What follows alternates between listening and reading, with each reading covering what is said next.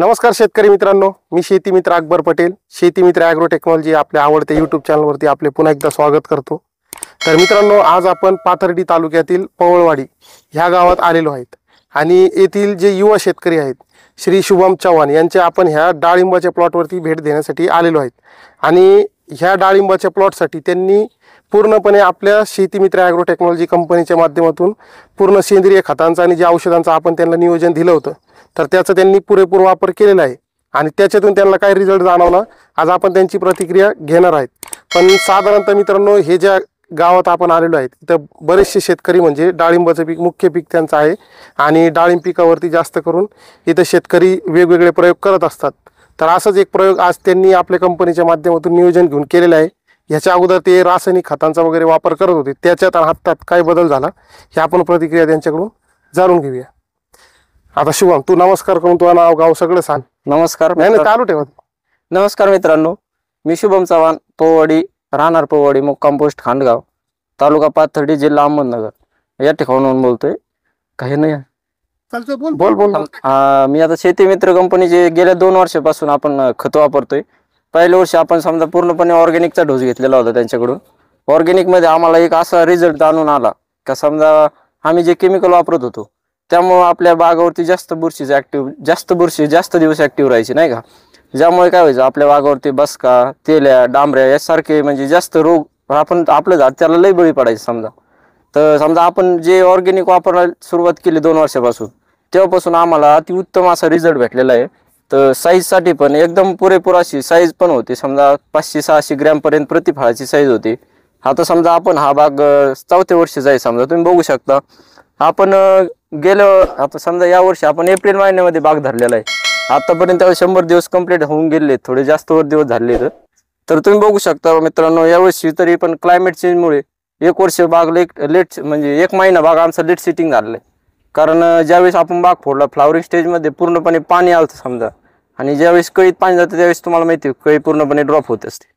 तर आपण काय केलं म्हणजे ड्रॉपिंग झाल्याच नंतर शेती मित्र कंपनीचे आपण SM 511, SM फास्ट आणि समजा G10 B10 याची पण स्प्रे घेतली होती, ज्यामुळे काय झालं आपल्याला कळी पण काढायला पण चांगली मदत झाली आणि सेटिंगला पण चांगली मदत झाली। त्याच्यामुळे आपला बाग पूर्णपणे ओव्हरलोड झालेला आहे। आता सध्या समजा आपले 4 वर्षाचे झाड आहेत, पण पूर्ण समजा सध्या तरी पण 100+ सेटिंग आहे, 100-150+ सेटिंग आहे सध्या तरी पण झाडावरती। तुम्ही बघू शकता समजा आपला एक मोठा पण प्लॉट आहे, समजा 12 वर्षाचा प्लॉट आहे, तो एका झाडावरती 400 ते 500+ फळ सेटिंग आहे सध्या। समजा मागच्या आता गेल्या वर्षी समजा 2024ला जसं की आपण कसं गावामध्ये जास्त लोकांचा भरोसा नसल्यामुळे मी वैयक्तिक स्वतः एकट्याने प्रयोग करून पाहिला होता। शेती मित्र ॲग्रो टेक्नॉलॉजी आपण ऑर्गॅनिक मध्ये भेसळ डोस वापरला होता, ज्यामुळे आपल्याला गेल्या वर्षी उत्तम रिझल्ट भेटला, ज्यामध्ये साईज आपल्याला पुरेपूर म्हणावा अशी साईज पण भेटली। बाजारपेठात नेल्यानंतर तिथे कलर, क्वालिटी, चमक आणि तिथे गेल्याच नंतर भावात पण बदल भेटला, समजा आपल्याला लई भावात बदल भेटला म्हणावा असं रेट पण मिळाला, ज्याच्यामुळे आपल्याला शेती पण परवडेबल।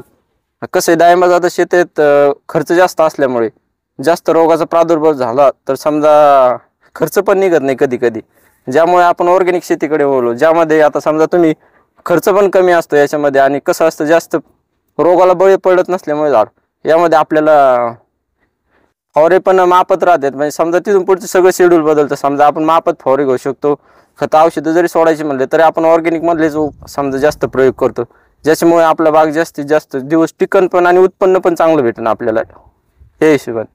पण आता शिवम शेठ, तुम्ही एकदम चांगली माहिती दिली, डिटेल मध्ये तुम्ही पूर्ण माहिती दिलेली। पण आता हे जे तुम्ही प्रतिक्रिया दिली तर हे खरंच तुम्हाला रिझल्ट बघायला भेटलं किंवा तुमचं बघून किती लोकांनी यावर्षी प्रयोग केला? तर समजा सर आपण तुम्ही म्हणतातच आपल्याला पूर्ण रिझल्ट आपल्याला बघायला भेटलेला आहे समजा डोळ्यासमोर, आणि शेतकऱ्यांनी पण आपल्या गावामध्ये सर्व शेतकऱ्यांनी बघितलेला आहे आपला रिझल्ट। आणि समजा आता शेतकरी बघतात की ते ज्यावेळेस माल आपला हार्वेस्टिंगला येईल, ज्यावेळेस आपल्याला बाजारपेठेत जास्तीत जास्त भाव भेटेल, त्यावेळेस सर्व शेतकऱ्यांनी बघितलेला आहे, त्याच्यामुळे सर्व शेतकऱ्यांचा त्याच्यावरती पूर्ण भरोसा बसलेला आहे।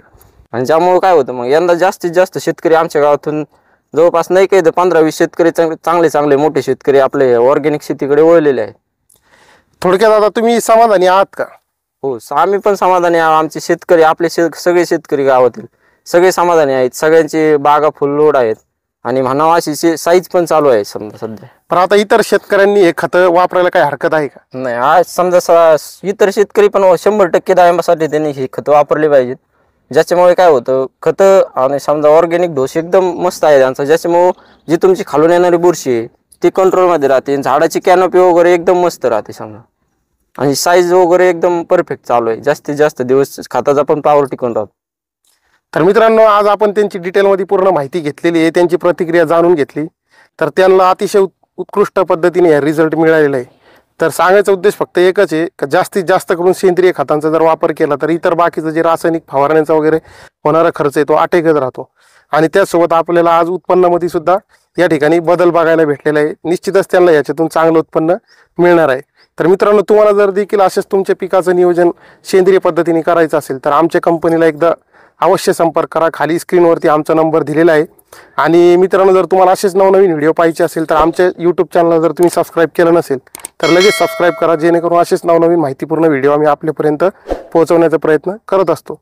तर मित्रांनो, परत पुन्हा एका नवीन व्हिडिओमध्ये भेटूया. तोपर्यंत धन्यवाद. नमस्कार, धन्यवाद.